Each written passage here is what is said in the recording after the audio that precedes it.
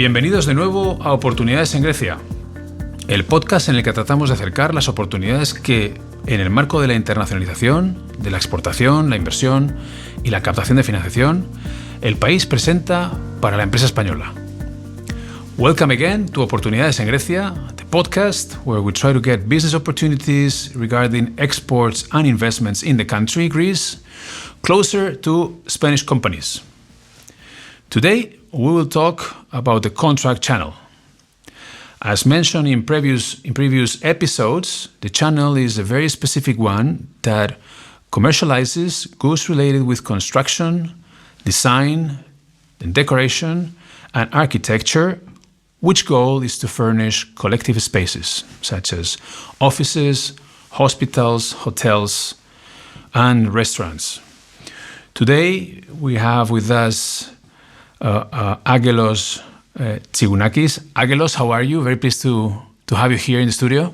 Hi, Jorge. Thank you very much for the opportunity to join you in one of these podcasts. Angelos is editor-in-chief of EK Magazine.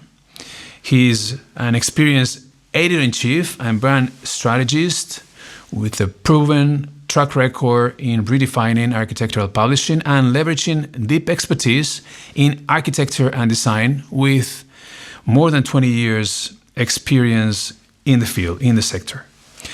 Let me, before diving into the Q&A, into the questions and answers, let me briefly mention a couple ideas about the sector so that our audience knows where we are moving. There is, generally speaking, not only in Greece, a certain redefinition of private buildings so as to make them highly functional, so flexibility there. We also perceive everywhere, I would say, a certain limitation to what used to be a more traditional working space due to telework. We find more and more in those working spaces more cooperative, social spaces, therefore more flexibility also for the office space. We see more and more sustainability catching up with the construction and renovation of public buildings such as hospitals and schools. Sustainability is everywhere, I would say, not only in this case, but also in private buildings and in office space. And we also see, not only here, but everywhere a little bit in the HoReCa sector, a certain transition moving from the service space into a more cultural, social experience. So those trends that we see in Spain, a little bit everywhere, are also present in the Greek market. Well, I would like also to mention a couple ideas about the HoReCa sector that are important for those that are listening. Greece received in 2024 40 million people. So that is 4 times its population. This is very important.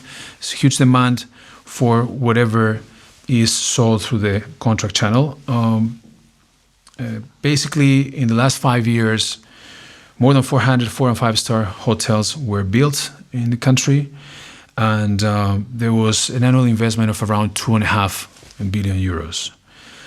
This means obviously more production of local companies, but mainly imports of goods, which is something that the Spanish companies should bear in mind, up to more than 2 billion in 2023, with very good perspectives. I was reading in the morning today that January, April, tourism grew in the country 5%. We're expecting, I think, pretty much that to happen, at least that to happen in the whole year and in the years to come. Very briefly, for Spanish companies, Spain is the 5th provider in the country, well known in some of the things that are sold within the channel, furniture, lighting, and fabrics, and Spanish companies lead in ceramics. So that being said, which is a brief description of the situation in the country, Angelo, let me ask you about, for starts, the growth of the channel in the last years, and more specifically in the case of hospitality and offices. What has happened? First of all, it's kind of funny because today I was listening to the same probably radio station saying about the 5% increase over the first 4 or 5 months, which is impressive considering that last year closed with a quite big increase. And the sign shows that hospitality in Greece and tourism in Greece still is a sector that affects the whole economy in a very positive way. And hopefully this is a trend that will continue. Now, regarding the contract over the last years, I have to take it a bit, some steps back, actually. As it's well known, Greece have been through a hard economic crisis. Even those years, hospitality was actually the only sector working in Greece. It was the one that managed to keep the economy in some good levels. And since 2017 and onwards, the post-crisis, let's say, period, things go from better to even better. Right now, we see, as we discussed already, we still see increase in the numbers. And this has to do not only regarding the numbers of tourists coming here. We see year by year an increase of the investments from mainly foreign funds that decide to invest in Greece. This is something, in my opinion, that will continue as long as these investors feel that an investment in Greece is reasonably priced compared to other countries. And right now, it is true that there are many opportunities. There are still many opportunities here in Greece. So this affects the contract for hospitalities, the contracts for offices. Since foreign funds come here, everything works for the best. Yeah, but one would say that there is still big potential and contract. Therefore, all the goods that make part of contract have room of maneuver in the near future. What would you say? It was very interesting because you said that hospitality never stopped, even in the worst years of the crisis, late 2000s, early 2010s. The hospitality sector was there. Have you seen any change in the capacity of the Greek industry in those providing furniture, lighting, fabrics? Has that evolved somehow? Has that grown? Does that cover? Well, I understand obviously it doesn't cover all the demand in the market, but what has been the evolution of that? So in the reality is that since we have a great overview of the market through EK Magazine, and we watch every project of that takes place in Greece. I'm sure that every year there are more and more local companies jumping in, but still the demand is very, very high, and the supply of local Greek products is not enough to cover the needs.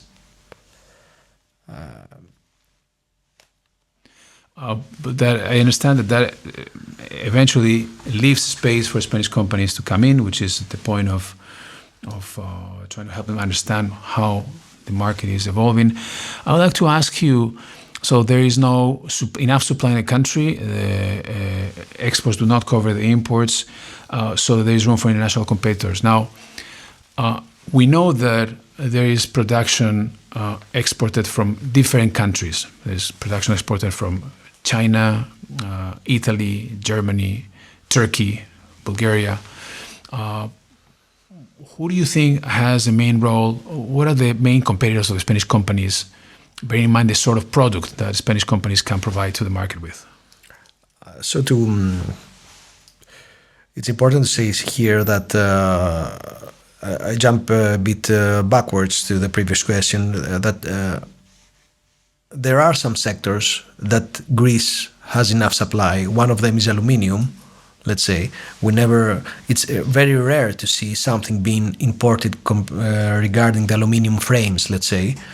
But on the same time, there is a huge lack in sectors such as ceramics, in sectors such as contract furniture.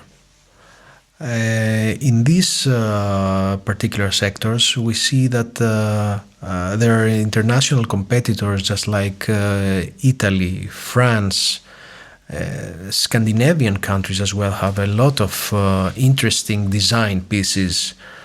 And of course, there is always China that, they manage to do to produce many things, to copy many things on a quite different price segments. Would you say that the main competitors would be those offering a binomial price quality somehow similar to the Spanish one with design, so on and so forth, such as Italy, France, Sweden? Would those be the competitors, the references for the Spanish companies? I currently believe that there is room for everyone in the market because, and each project has different prescriptions.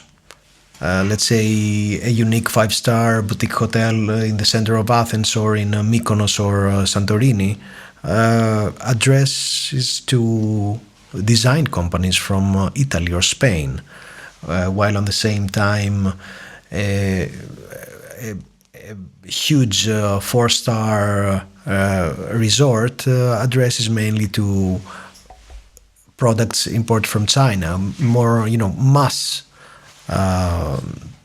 contract furniture, lighting, and equipment. I see. Tell us a little more about the distribution channels. How have they evolved? Is it still mandatory and necessary to have a showroom in the biggest capitals, in Athens, of course, I know the capital cities in the market? Can companies eventually, I assume for the contract, maybe if it's high-end, not, but could they eventually get started through e-commerce? Can they combine showroom plus e-commerce? What's your take with respect to this? Currently, I believe that actually there is a big lack in this department, let's say, of the distribution channels. There are many times that architects and designers have to decide for a product just by seeing something on a catalog. There are not enough showrooms.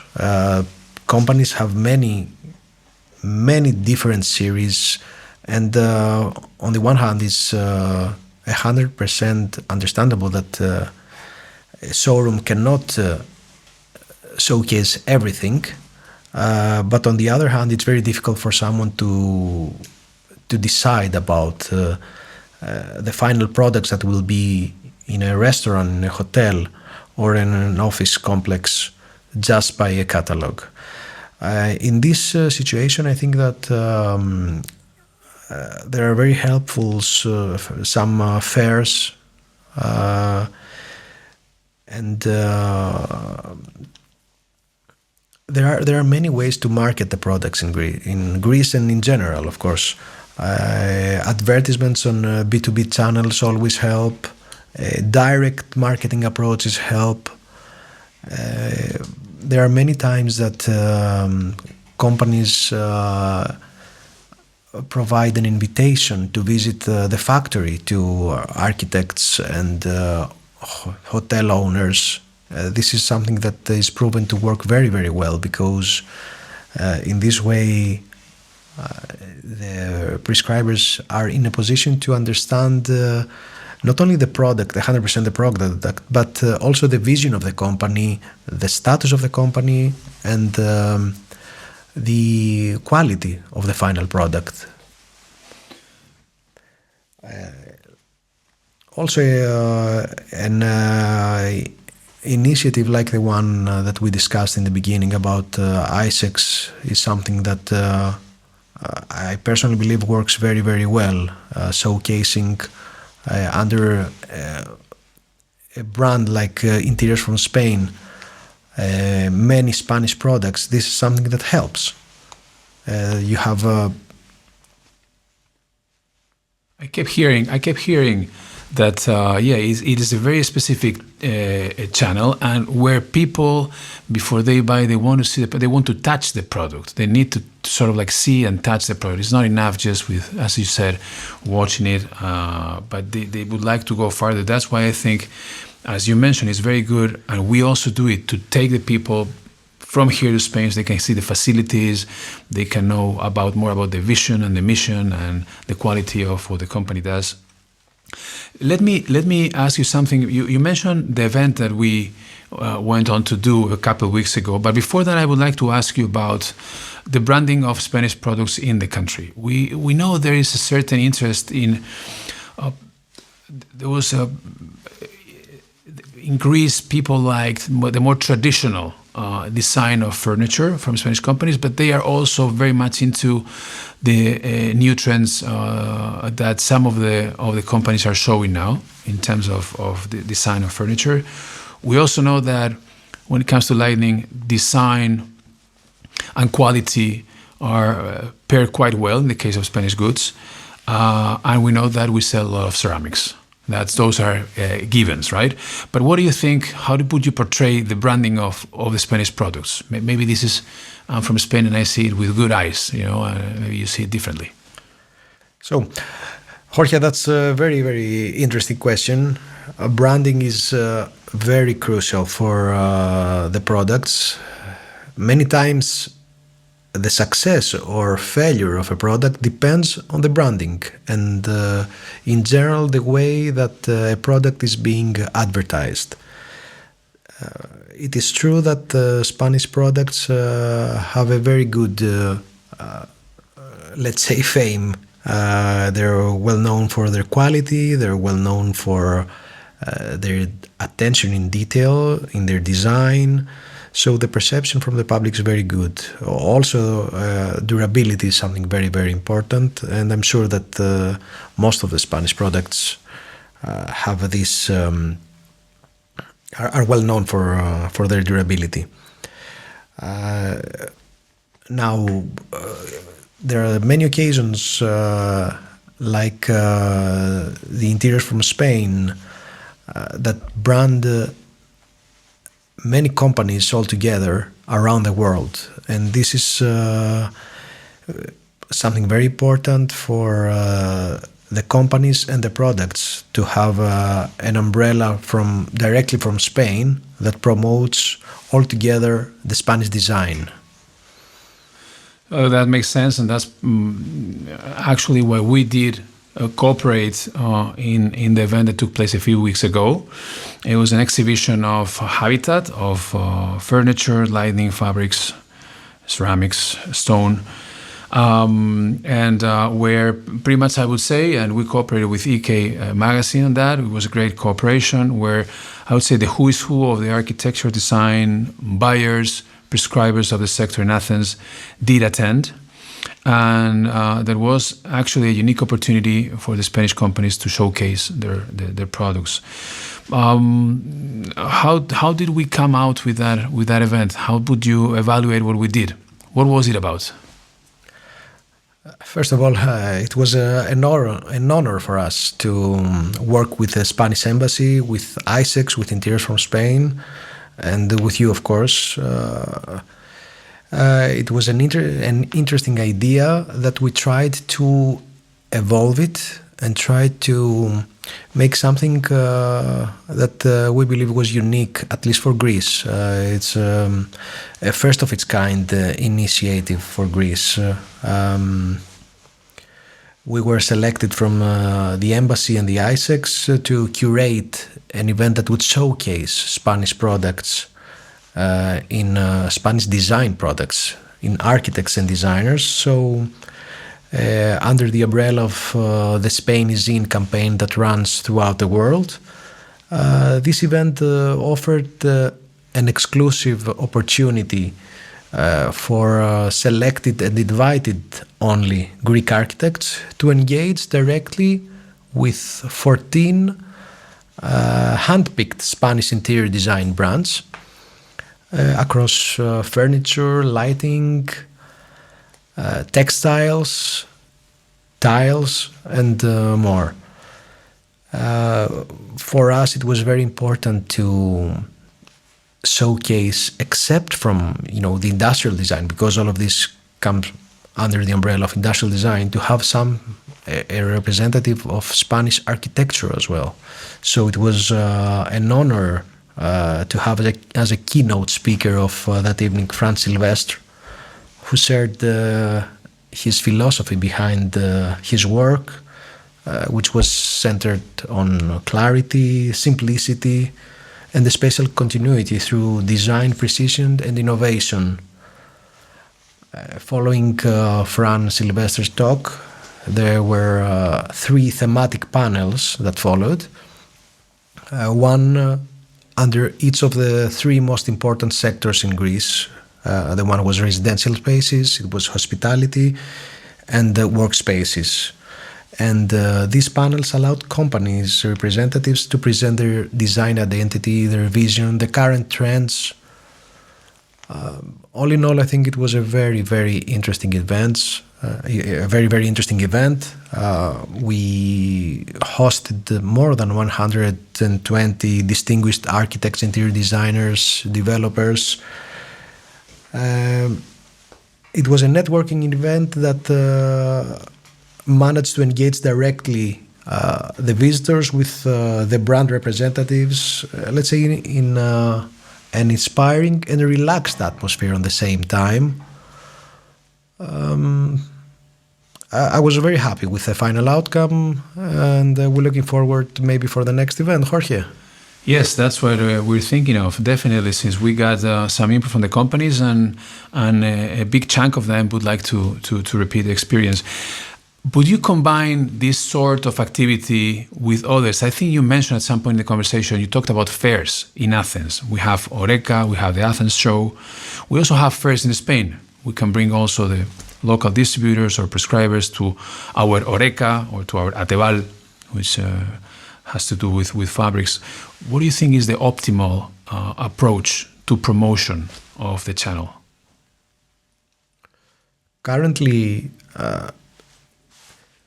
the best possible way for me is to have a combination of the available channels. Some people nowadays prefer to have a digital approach. Some other prefer a more physical approach. So we can't go just on a one way and forget about the other way. We're going to miss some opportunities by following these steps. The best way is to have a combination. I'm sure that fairs in Greece, especially Xenia and Horeca, work very, very well for the companies. That's why these fairs are always sold out. But on the same time, there are many digital marketing techniques. There are magazines and architectural editions that have a strong audience. And on the same time, there are always the social media that we should never forget. So if someone asks me what would be the best practice or the best campaign, I would propose to have a strategically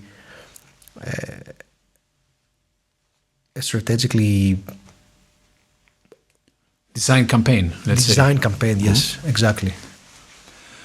Okay, well, that helps me a lot, because we do an omnicomprehensive approach also when we think about promotion. So we, as you know, we tackle the market intelligence first. If we think there is an opportunity, we decide whether it's better to bring people here or to take people to Spain. But all of them are currently in our heads.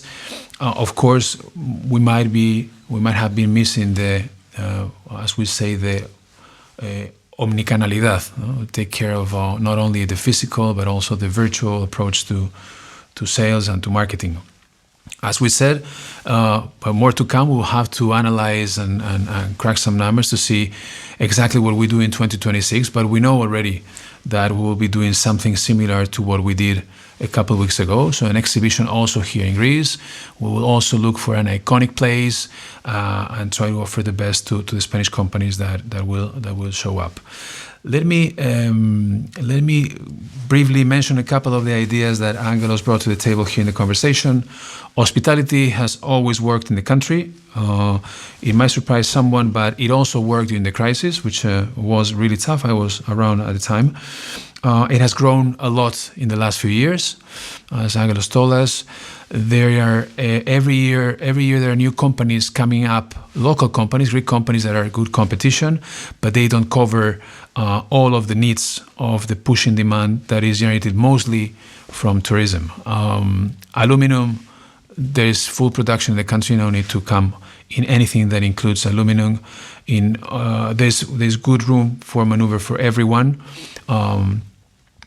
Competition from some countries like Italy, France, or Sweden for, let's say, the village space or the boutique hotel space. More competition from other geographies, maybe China, Turkey, Bulgaria, when it comes to the resort, let's say, space. Very important, if possible, to have a place to showcase the product. So showrooms are missing in Athens and probably in other cities. The fairs bring value to the table. You mentioned Xenia, you mentioned Oreca in the country, and a ton of things to do, which is why we're both, I think, looking forward to 2026. I think there are big opportunities, and we'll try to bring them down for the companies. Thank you, Angelos, for coming over today and sharing your thoughts with us. Thank you, Jorge. It was a unique experience, and hopefully people will find interesting everything that we discussed. I bet they will. Y nosotros nos vemos de nuevo en Oportunidades en Grecia. Aún hay muchísimo por conocer. Hasta pronto.